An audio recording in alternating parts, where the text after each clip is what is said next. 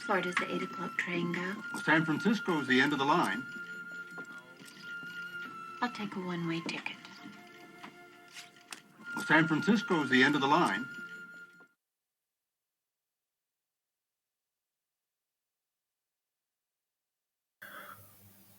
What's up, decoders? Welcome back to the channel. And in today's video, this is going to be probably a part one of a series of videos, maybe 2 or 3 parts. I don't know exactly how many parts I'm going to do yet, but this is going to be part one to introduce the topic. And so hopefully you guys will be able to come back and reference this video. Because once again, as I do on my channel normally, is I show as obvious connections as I can show to prove my points. And that's up to you guys to decide if it's relevant. But this information here, once again, in my mind, is beyond a shadow of a doubt. So hopefully you guys enjoy the video. Please hit the like buttons. And with that being said, let's get into the info. So the first thing that we want to talk about is I recommend you guys go subscribe to 88 Finis Temporis. This is his channel right here. And he's done a video already many years ago now, 3 years ago, got 36K views. He's done a video about the 3 acts of world-changing events connected to the Back to the Future trilogy, the 3 movies, okay? And in this video, he talks about Back to the Future 1 and how it's tied to 9/11. And most of you guys already know, most people in the decoding community already know the symbolism in Back to the Future 1 and 9/11, okay? But now we're looking to the future, right? Back to the future. And the part 3 seems to be pointing to a future event in San Francisco. And this is what he has here. And again, based off of what he's shown and what I'm going to show, I think it can be no doubt that this is all connected to San Francisco. Now, please go subscribe to him. Big shout out to him. He has so many great videos. You guys should watch all of his videos. But we're going to go over this one first, and then we're going to jump into what I found that connects all this together, okay? So, in part 3 of Back to the Future, they travel back to the year 1855, and the Western. It's a Western theme, okay? And they're trying to figure out how to get the train or to get the car because they ran out of gasoline. So they're trying to figure out a way to get the car, the DeLorean, to 88 miles an hour, okay? And Doc Brown comes up with the idea to push the car to 88 miles per hour with a train, okay? Now, the train, it needs to, so they find this map and they find a railroad where they can use the train to push the car to 88 miles per hour. However, Doc finds a stretch of rail that's unfinished, and the bridge at the end of this road is not complete. But down here on the bottom, as Finis Temporis mentioned, he highlights that there's a map of this railroad that runs straight to the end of the line, which is San Francisco. Okay? And that's on the map. And Doc clearly points to this, has his hand right on San Francisco when he's pointing to the end of the bridge, which they're going to use right here, okay? So, again, this bridge this railroad ends with a bridge that is not completed in the time of 1885, but of course in the future it will be completed. Where they came from, the bridge is completed. But again, right as he's pointing to this road that's missing a bridge, he's got his hand over this part of the map, which is San Francisco, okay? And that's the Central Pacific Railroad is what that railroad is. And again, he shows in this video how he has his hand clearly over San Francisco, okay? Now, then they go check it out and they realize that the bridge is not complete. But Doc says that in the future, the bridge will be complete. So all they need to do is push the car with the train and get it to 88 miles per hour before the car gets to the unfinished part of the bridge. Okay. So anyway, hopefully you guys have seen the movie. But what ends up happening is you get the bridge is not complete. They use the train to run the car to 88 miles per hour. Marty McFly time travels because it takes 88 miles per hour to time travel. And the locomotive that was pushing the car ends up falling off the bridge where the bridge should be and crashing. Okay. And notice that when he time travels to the future, I don't know how well you guys can see this, but the bridge is red. Okay. Looking like the Golden Gate Bridge. We already talked about San Francisco. Well, what's the chances that the bridge in the future, right?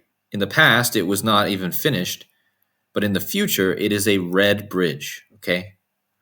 Now, just before we see the red bridge, or after, I'm not sure, the woman, the love interest of Doc Brown, asks for a train ticket, and she says, you know, where can I go with this the 8 a.m. train? Okay, and the guy says, San Francisco is the end of the line.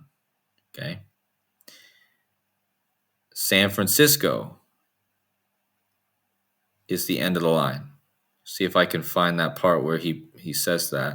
It doesn't really matter. The point is, then they do the time travel, and at the end of the track where the bridge is supposed to be, here's the picture of the movie where the end of the track is shown. Okay, so lots of the ends of the track. Okay, and then again, like I said, eventually they come out in the year 1985. They time travel to the future, and the bridge is complete, and it's a red bridge, and it's over it changes the name from the original name was supposed to be Clayton Ravine, which was the name of the woman who was supposed to die there, who I just showed you, but it becomes the Eastwood Ravine. Okay, Clint Eastwood is the alias that Michael J. Fox was going by in the movie. So again, thank you to Phineas Temporis, and don't forget, at the end of the movie, before the movie ends, they draw attention to what this man is holding, and it's a map of San Francisco. Whoops. Sorry, guys. Hold on. So San Francisco right here. So another clue for San Francisco. And so based off of all that, what we've now learned, let's get into the additional information that I found. So first of all,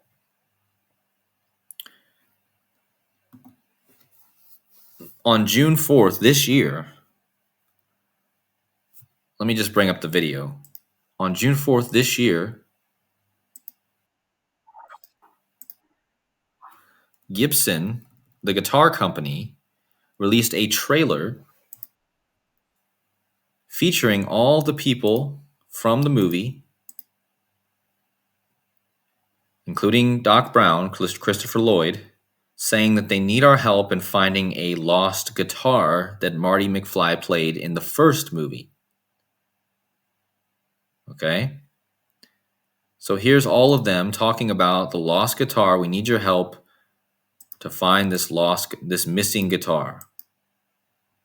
And then it shows, of course, the scene where Marty McFly is playing the lost guitar. Okay? So again, this happened on June 3rd, June 4th. Okay? This video was released on June 3rd, but it was in the news on June 4th. Okay? So how does this connect to what I just showed you about the Golden Gate Bridge, about San Francisco? Okay? So first of all, here is the website that they created for people to give them tips on where they can find this long-lost guitar. Okay? And notice they have a countdown timer for 4 months from today when I'm recording this, which ends on October 21st, which is Back to the Future Day. So why do they have a countdown timer for a lost item? Do they think that they'll find it within 4 months and 1 day from now, but what's the point of that? Okay.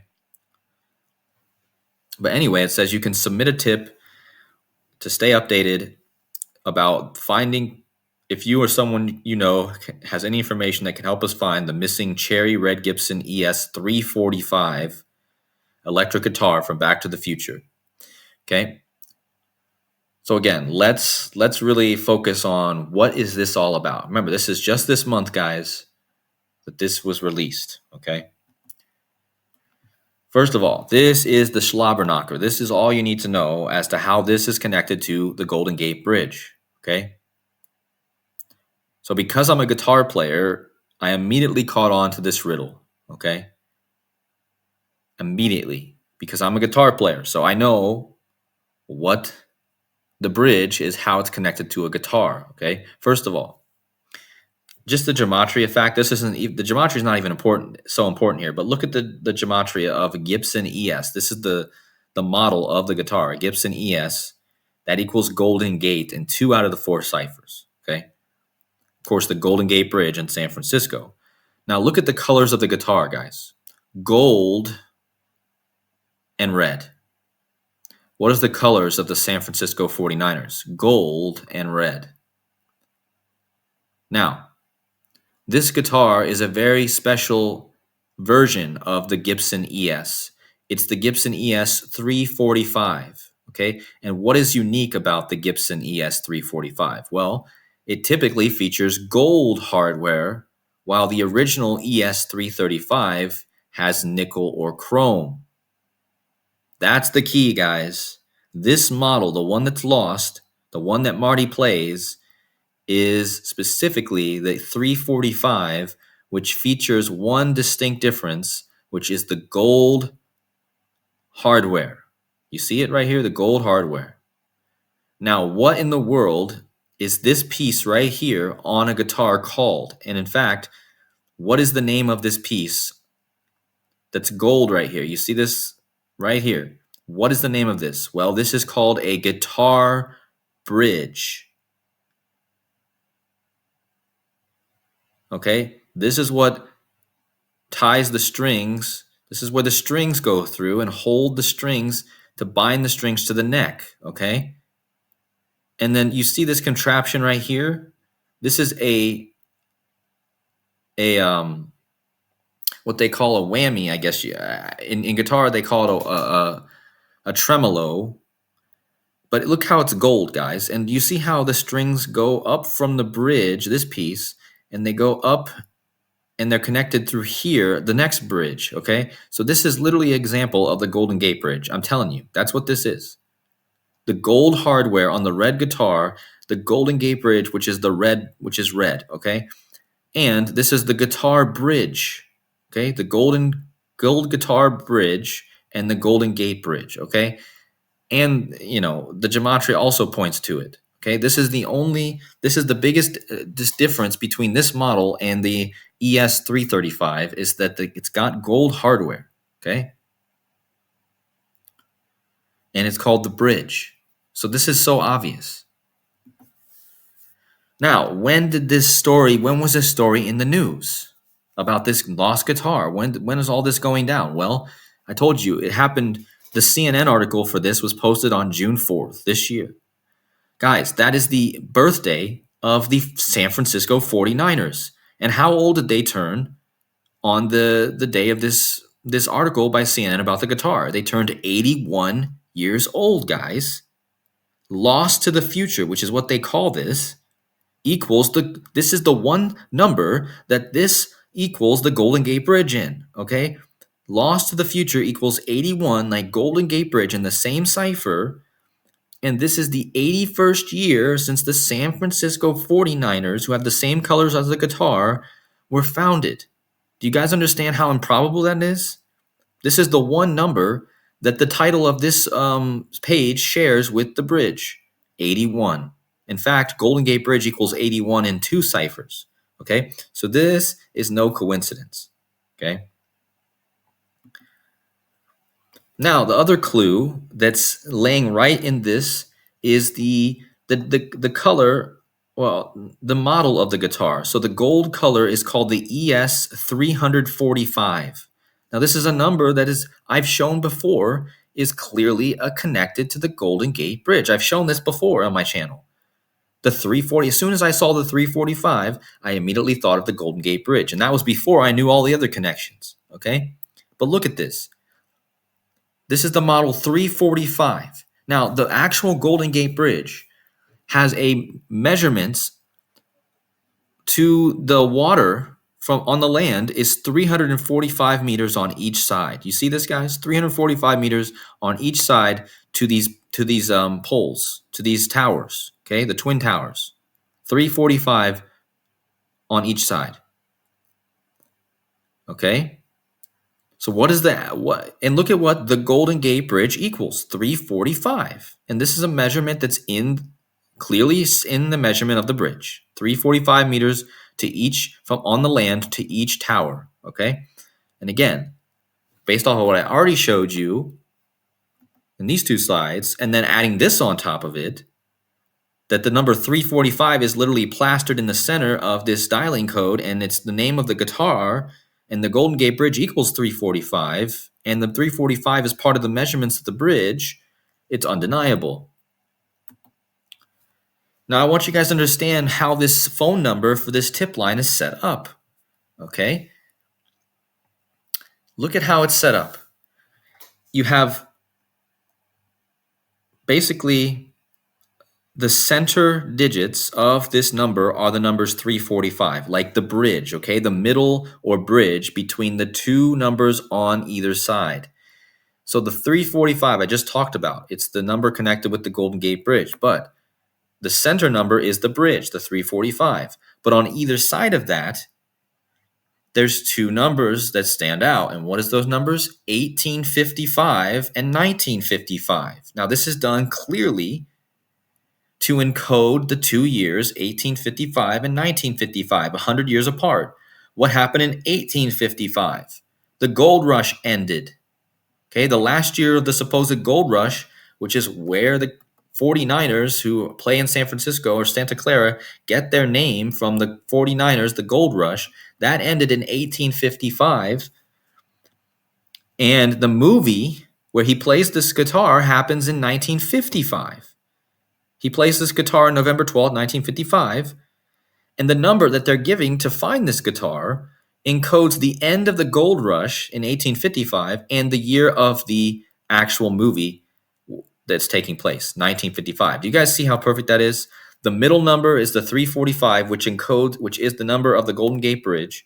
And on either side, you have the gold rush year ending, and you have the movie year, okay? So that, to me, again, is unfathomably impossible to be a coincidence, in my opinion. And look at this. In standard gematria, Gibson ES 345 also equals 345. So another connection to that. But another thing that I just want to touch on real fast is I've talked about this 345 before, because in the one Simpsons episode that ties us to the theme of Back to the Future is called The Simpsons Bart to the Future. Of course, a clear reference to Back to the Future. And this full title of this, The Simpsons Bart to the Future, also has that 345, which again, in the same cipher as the Golden Gate Bridge. And this is the one episode, Bart to the Future, that ties us to the Simpsons, that ties us to the movie Back to the Future, okay? But I'm not going to talk about that more here. I just wanted to throw that in there because I told you guys I talked about this number before, okay? But here's where we get to the meat of the presentation, because this is all connected to St. Francis of Assisi. This is the name of the person who San Francisco is named after, okay? Now, there's two important numbers in the movie that a lot of people know about.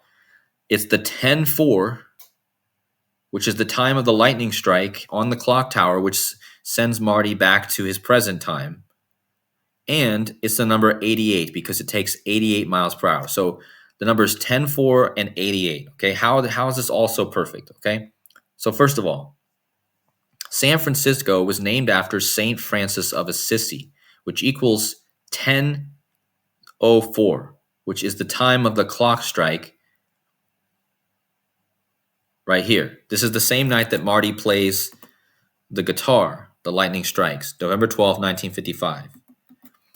So the same night the lightning strikes, at 10:04. Well, San Francisco was founded and named after St. Francis of Assisi, which equals 10:04, right here, like the time.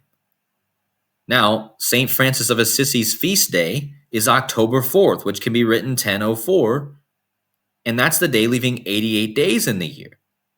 So here you have both your numbers encoded. The 88 miles per hour it needs to go to time travel and the time of the lightning strike, which allows it to be possible, are both encoded into St. Francis of Assisi. Okay?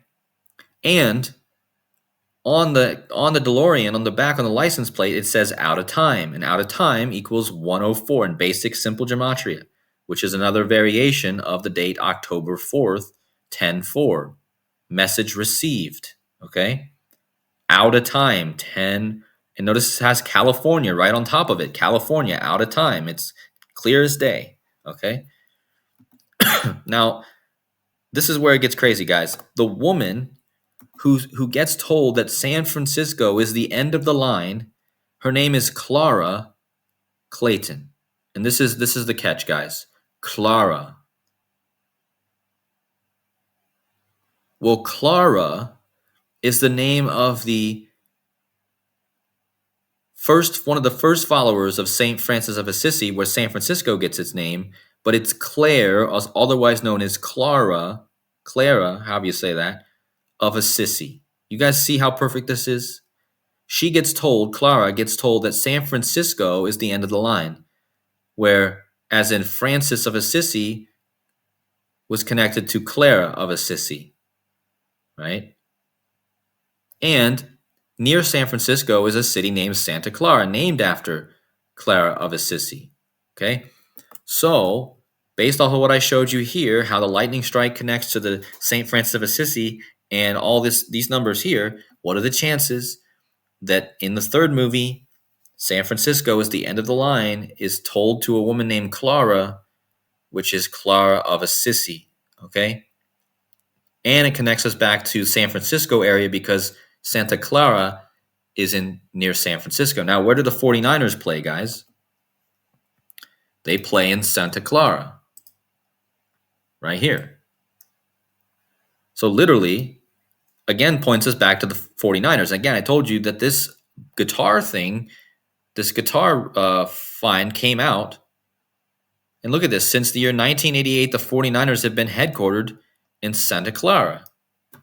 1988. There's your 88 again. So here's Clara getting told that San Francisco is the end of the line. And her name is literally connected to where they get the name for where the 49ers play, right? And again, this whole thing, I started off telling you that this article about the guitar was released on the 49ers' birthday, exactly 81 years, which is the gematria of the name of the page. Lost to the Future equals 81, like Golden Gate Bridge.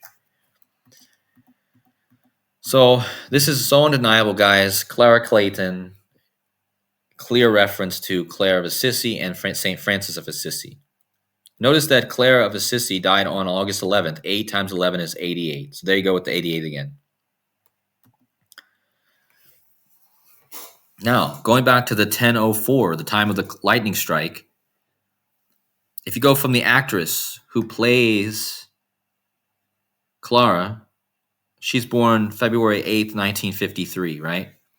Well, if you go from her birth, you go forward 10:04, again, like the lightning strike in the movie, it lands on the election. It lands on one of the days in the first movie. Again, she stars in the third movie.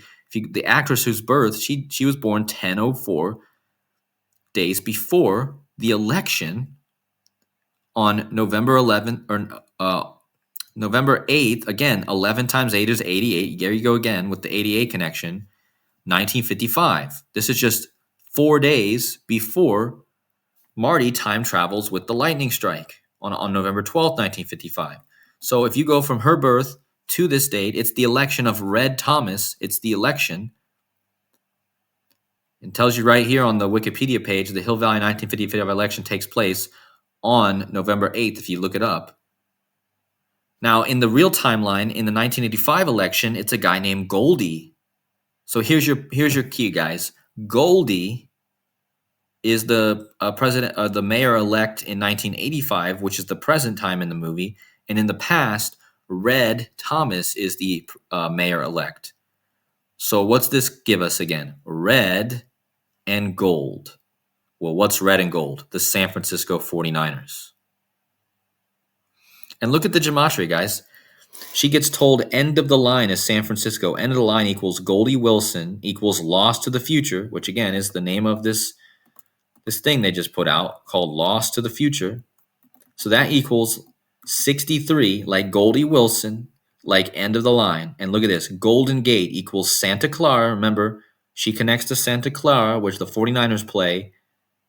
Her name is Clara. Golden Gate equals Santa Clara equals Lost to the Future equals Goldie Wilson, gold and red, the two mayors in the movie. San Francisco 49ers, red and gold. Okay? So obvious. Now, on top of that, the color of the guitar, like I said, is obviously red and gold, but look at this. The name of the color of the guitar is cherry red, which equals out of time, 104 again. Now, they're calling this a tip line, which is the number you can call is called a tip line. Again, timeline. Think about it. Why are they calling it a line? A timeline, end of the line. You know, Clara gets told it's the end of the line, okay? And in the Back to the Future movies, it's all about timelines. And now they have a tip line, which equals 104, like out of time, like cherry red. That's the color of the guitar. And again, they're telling us 4 months, 1 day. They're giving us a countdown as well. Now, this is kind of getting close to the end, guys, but look at this. So from the day of the concert where Marty plays this guitar, which I've already clearly connected to the Golden Gate Bridge, to the birthday of the actress Mary Steenburgen, who plays Clara, who gets told San Francisco is the end of the line, to her birthday, her third birthday, from the day of the lightning strike and the concert with the guitar to her birthday was 88 days. And she's born on the 8th of February. Okay? That was her third birthday, but it was still 88 days before her birthday, just like 88. Now, how does this 88 and 104 all come together? Remember, it takes 88 miles per hour to go time travel.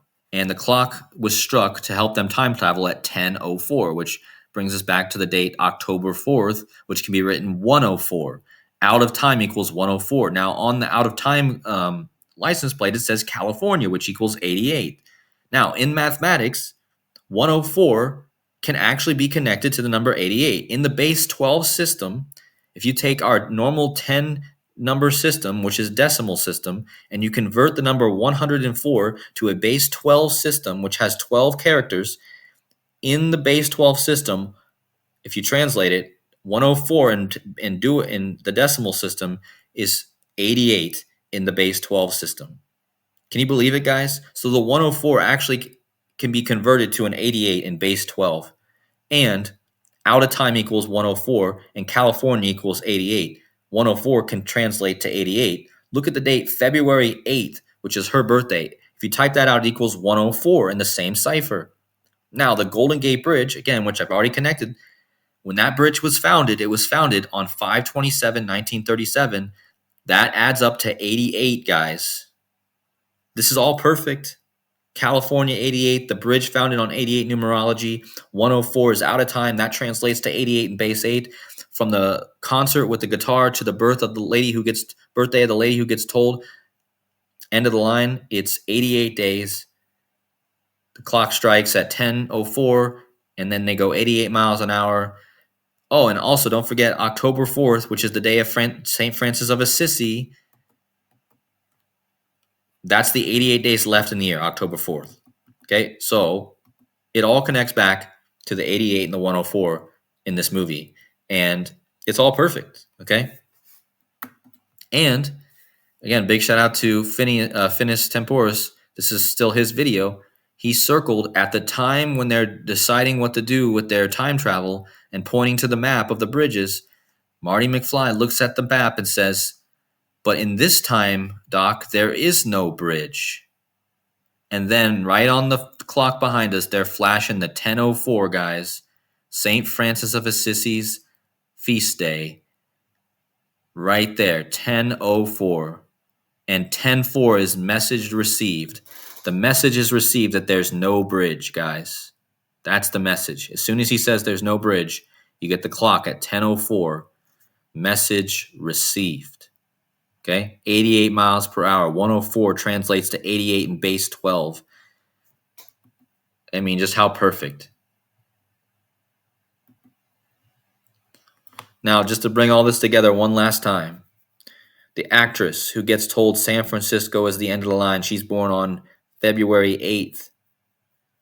Later on in the movie, the bridge is not completed, so the train crashes, but Marty travels to the future where the bridge is now red, like the Golden Gate Bridge, and then he sees the Eastward Ravine because of his involvement as supposed his alias Clint Eastwood. The bridge ended up being named Eastwood Ravine. Well,